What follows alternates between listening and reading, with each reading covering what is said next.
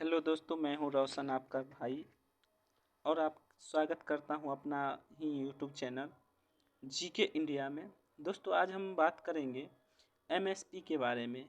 अभी यह चर्चा में है और किसान इस पर प्रोटेस्ट कर रहे हैं, खास करके यूपी और हरियाणा के। तो ये परीक्षा के लिहाज से बहुत महत्वपूर्ण हो जाता है और चर्चा में है, इसीलिए इसे जानना भी ज़रूरी है। तो दोस्तों देखिए, एमएसपी है क्या। तो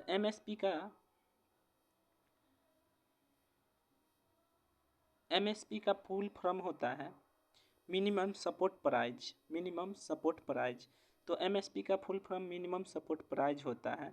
तो यह अगर उसी को अगर हिंदी में जाने तो न्यूनतम समर्थन मूल्य होता है। अब यह न्यूनतम समर्थन मूल्य है क्या।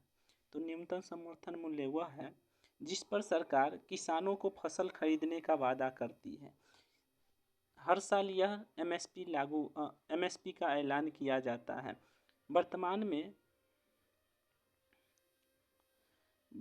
में किसान की 23 फसलों पर इसकी एमएसपी लागू किया जाता है। इसमें से 7 अनाज हैं: ज्वार, बाजरा, धान, मक्का, गेहूं, जौ और रागी। इसके अलावा अगर हम बात करते हैं, 5 दाल हैं जिसमें मूंग, अरहर, चना, उड़द और मसूर है। इसके अलावा अगर हम बात करें तो 7 तिलहन हैं जिसमें है सोयाबीन, कुसुम, मूंग फली, तोरिया सरसों, तिल, सूरजमुखी, नाइजर बीज आदि। इसके अलावा हम बात करते हैं तो 4 ऐसे हैं। इसके अलावा 4 कमर्शियल फसलें हैं जिनमें कपास, खोपरा, गन्ना और कच्चा जूट है। तो दोस्तों, इन सभी फसलों पर एमएसपी लागू किया जाता है।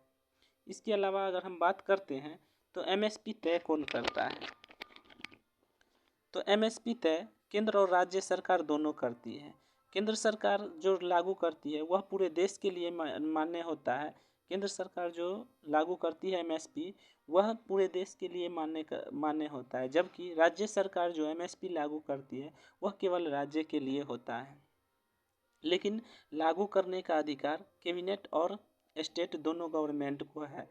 तो अगला बात क्या कहता है,